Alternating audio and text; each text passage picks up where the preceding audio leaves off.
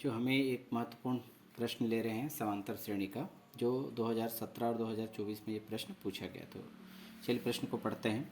हमें दिया गया 1 से 100 तक प्राकृत संख्या है, यानी कि नेचुरल नंबर दी गई है, और इसका आपको योगफल ज्ञात करना है। कब ज्ञात करना है? जो 3 का गुणज हो, यानी कि 1 से 100 तक हमारे पास कोई गिनती वाली संख्या यानी प्राकृत संख्या 1 2 3 4 5 6 7 8 9 10 11 12 13 14 15 16 इस तरह से आगे है ना। मैंने लास्ट का भी लिखा है 95 96 97 98 99 100, यानी 1 से 100 तक संख्या है, लेकिन 3 का गुणज हो वही संख्या आपको लेनी है। तो 3 का गुणज का मतलब होता है 3 का पहाड़ा, यानी 3 में 3 जोड़ते जाएंगे तो पहला तो है ना, 1 तो नहीं आएगा, 2 ही नहीं आएगा, तो 3 से शुरू होगा। तो पहला हम लेंगे 3, है ना। 3 का गुणज होगा, फिर 3 जोड़ेंगे, 3 में 3 जोड़ेंगे तो कितना आएगा? 6।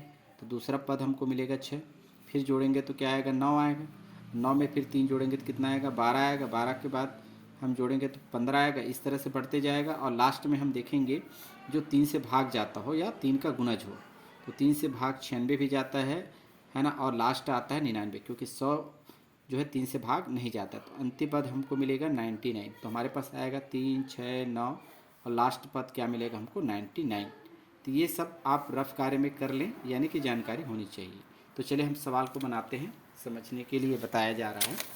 तो हम मान लेते हैं कि माना कि 1 से 100 तक प्राकृत संख्या ले लेते हैं जो 3 का गुणज है। तो क्या आया था अभी? 3 6 9 12 डैश डैश डैश 99। ये किस क्रम में है? समांतर श्रेणी में है, ये इतना लिखना पड़ेगा। तो यहाँ पर आपको ए का मान मिलेगा। एक क्या चीज़ है? प्रथम पद।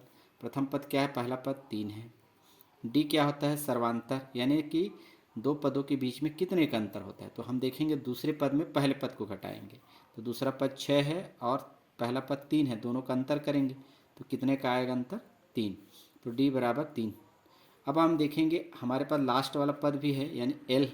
एल को लास्ट बोलते हैं, इसलिए एल का प्रयोग करेंगे, और अंतिम पद है इसे हम अंतिम पद भी कहते हैं, है ना, 99। तो हमारे पास क्या फार्मूला है ना, अंतिम पद जब दिया जाता है तो एल के बराबर हमारे पास फार्मूला होता है A plus N minus 1 into D. L का मान है, ए का मान है, और डी का मान है। तो हमें किसका मान ज्ञात कर लेंगे यहाँ से? एन का मान। तो एन का मान ज्ञात होगा, तो सभी मान पुटअप करें। एल का मान है 99 बराबर ए का मान है हमारे पास 3 प्लस एन का मान नहीं है तो एन माइनस 1 ही रहने दीजिए, और डी का मान हमारे पास है 3।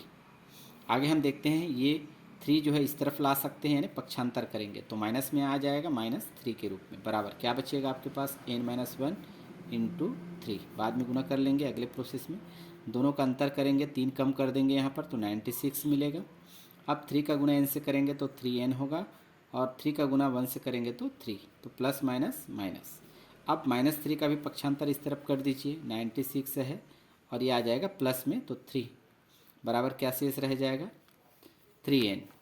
आगे हम प्रोसेस करेंगे तो दोनों का योग होगा 99 इज इक्वल टू 3n। चूँकि हमें n का मान ज्ञात करने के लिए इस 3 का पक्षांतर करना पड़ेगा, तो 99 है बटा के रूप में आ जाएगा 3 बराबर n। इसे हम कैंसिल कर सकते हैं, 3 एकम 3 तिया 9, 3 तिया 9, यानी कि हमें प्राप्त हो गया n के बराबर 33। चूँकि ये पूछा गया है संख्याओं का योगफल, योगफल ज्ञात करने के लिए एस एन का फार्मूला लगेगा। तो हम जानते हैं एस एन का क्या फार्मूला होता है? एस एन का फार्मूला होता है n/2, ब्रैकेट में होता है a प्लस एल।